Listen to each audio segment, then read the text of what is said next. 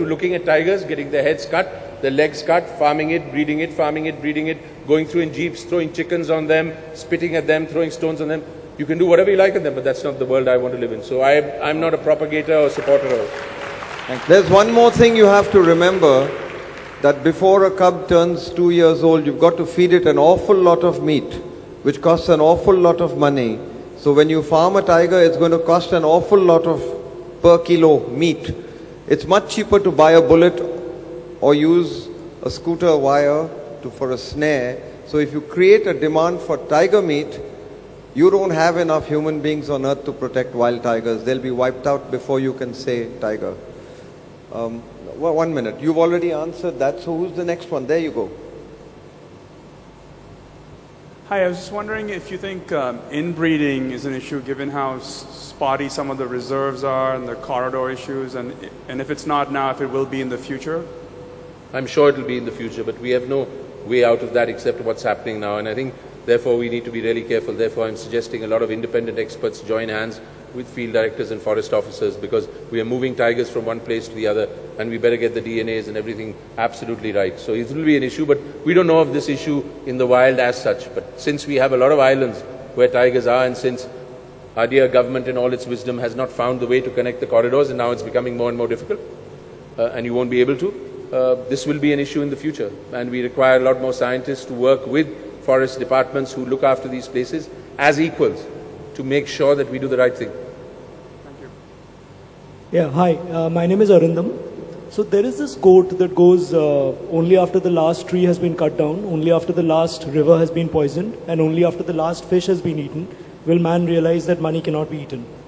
In an increasingly materialistic world that we live in today, and I mean, it's wonderful to actually have a very good discussion about tigers and what measures could be taken for its protection. But 15, 20 years down the line, a very honest question, do you actually still see the tiger even existing for that point of time? Let's say 30 years down the line, 50 years down the line, what is the realistic chance that you give the tiger of actually existing? I'm not talking about if we actually, everybody here comes together and forms a Tiger Foundation, we actually go ahead and do it. But what we've seen over the last 20, 25 years or 30 years, do you really see a drastic change in that? Do you really think the tiger will make it for our children and their children to see it? Malu? The way I've known wild tigers, no. They're already not making it, because we are getting more man-managed, and there are suggestions that certain areas should be walled in and protected much better. And you have an example where you had 12 Gir lions in the 19th century. You have nearly 400 Gir lions today. You'll always have those examples with tigers. But there will be a man-managed population which will survive largely on livestock and will largely be slightly domesticated always because of that. So tigers will survive in some form or the other, but not the way I've known them or been privileged to know them. And some people in this audience have seen them. There are a few places where you still can see them like that, but they're going fast. And how that changes comes from a new delivery system that looks at land, parcels of land, connections and corridors, and understands what the tiger needs, not what politicians and forest officers need. I'm extremely sorry to interrupt, but we have time for exactly one question and we need to wrap up. Okay. One question. Well, I did point to her and we've had a... What to do? I wish Parliament wanted us to answer so many questions, unfortunately. Okay. Sorry? A little boy. Okay, yeah. Okay, can we make it 1.5 questions, please? Yeah. The little boy and then the wonderful lady there. Tell me your name, beta. My name is Neil. How do you recognize tigers by their names? I love you, I love you. I'll tell you. When I first went to Ranthambore and used to spend long periods of time there with Fateh Singh, it's very difficult for anyone to imagine, but we would recognize tigers as they came out from behind the bush. You had facial recognition because you were seeing them all the time. Every tiger's face is different like a human being's face. But for that you have to be there all the time. So when you were there all the time, we could say immediately, oh wow, that's Padmini, that's Akbar, we gave it names. Now things are much more scientific, so you recognize them by the body stripes or markings around the cheeks or eyes, which can be very different. But you have to have them or be familiar with them regularly. You have to be looking at them regularly. Every tiger's stripe patterns are different, and that is the most important way of recognizing them. Otherwise, you recognize them if you're there every day of your life. Yeah. Is the mic there? Just There was one, a lady there, 1 minute. just one question. Jiski lathi usi kab hai. You know? Anyway, it's about, you talked about the British India and how British exploited our forests and tigers. But do you think that this whole idea of national parks and sanctuaries, and this is all British, do you think that also need to be changed?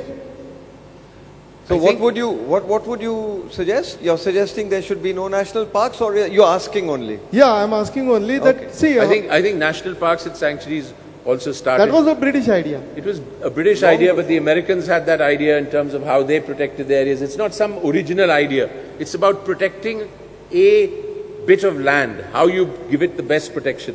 What I'm suggesting is that the national parks and sanctuaries that we have, which are protected, you can't go in and chop the trees off. If you want to save tigers or save any other species, you have to keep the habitat intact. So it has to have some form of protection. You can maybe not call it a national park, call it anything, call it literature. Give it any name you like. But the human mind will always, in whichever generation, say, if we want to keep this alive, we have to protect it. Give it whatever name you want. In that process of protection, in that process of governance, how do you work with civil society? And civil society are all the players who are connected to the park and also the local people. And in that area, we suffered tremendously because that was an unimportant part of what the British were doing. And we carried on. We have one more question. I'm still developing my theory in detail. I'm writing a book. It'll come out in a year and a half. So I'm in the process. I'm just throwing out my ideas. But there's one more question. But on your thing, dahi jamane ke liye jamun chahiye. These national parks are just jamun, just the little cultures. अगर उसकी भी लस्सी बनाना चाहते हैं लोग तो कुछ नहीं होगा.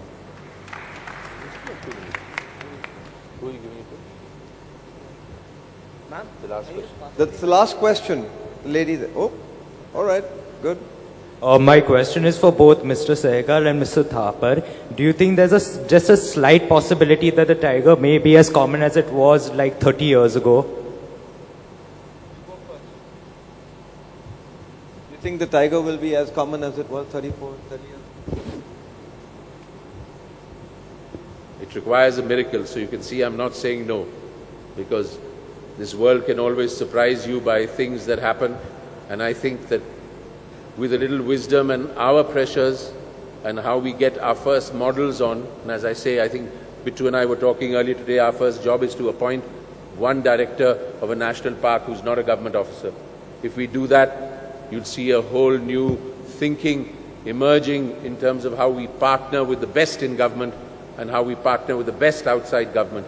It's this partnership that can change things and create a miracle. So I'm not saying no.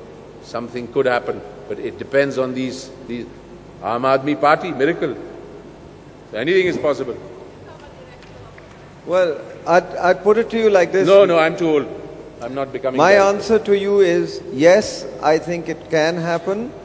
I think that this could happen if the farms that have been created by cutting forests were returned back to forest status and the people who owned the farms profited from living tigers rather than dead tigers. And if somebody found a pill that we could give to politicians that might suddenly make the intent right, yes, we can.